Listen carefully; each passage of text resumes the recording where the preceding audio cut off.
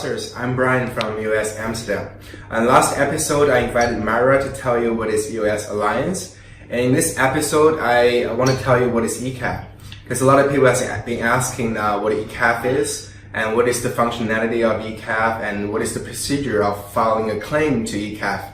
So today I invited Siqi, and he's one of the arbitrators that have been working with ECAF for quite some time. He can tell you all about ECAF. Siqi, could you start? Hi everyone, my name is Siqi. I'm an interim arbitrator from ECAF.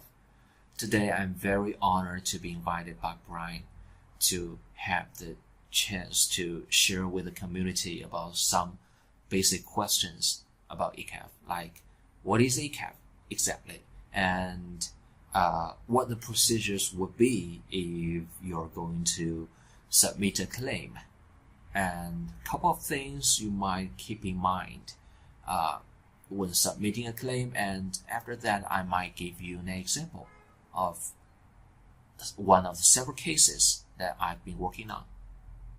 Okay, the first question. What is ECAF? ECAF is a short for EOS called Arbitration Forum.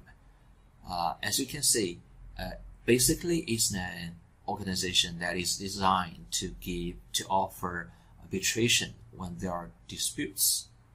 Because as more and more people are adopting EOS blockchain, there must be more and more disputes arising from the ecosystem.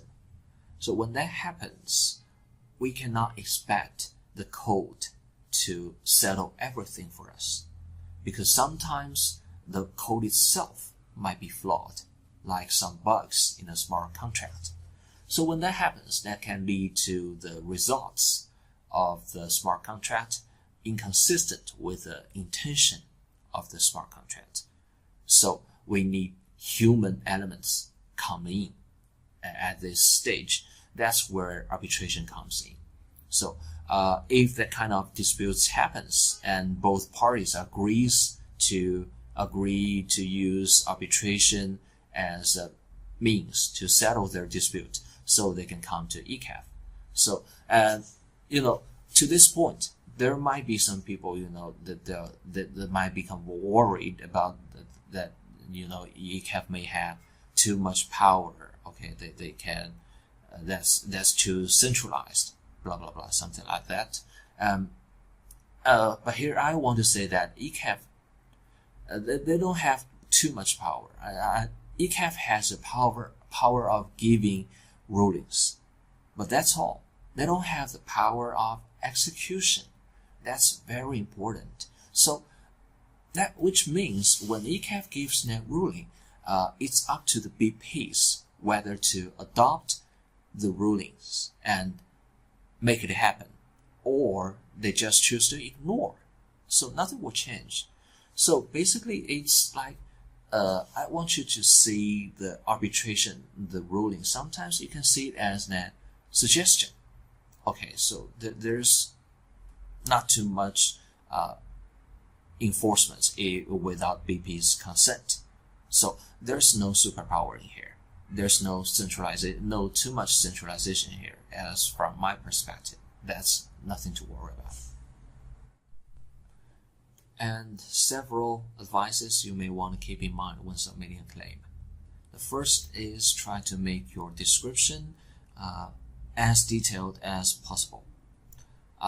Because the more detailed your description is, the more easily it would be for an arbitrator to see what happened.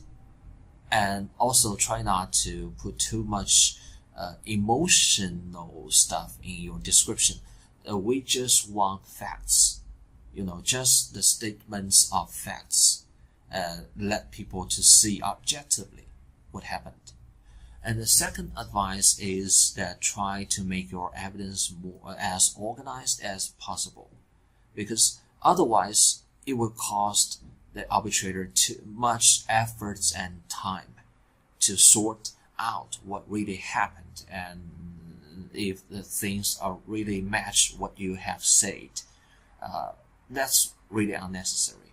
So if you can submit your evidence in a very organized manner, it will speed things up. It's good for both of us. In one of my cases, the werewolf game, also known as the EOS version of Formal 3D, my claimant just submitted his description and evidence in a very organized manner. So that really helped a lot. Not only speed my drafting of emergency freeze orders up, but also made the BPs better understand what really happened. Because the players of the game are mostly Chinese, but the BPs, some of the BPs, they are in America, in Canada, or somewhere else. They're not exactly aware of what happened in detail. So a very clear description and evidence that really helps.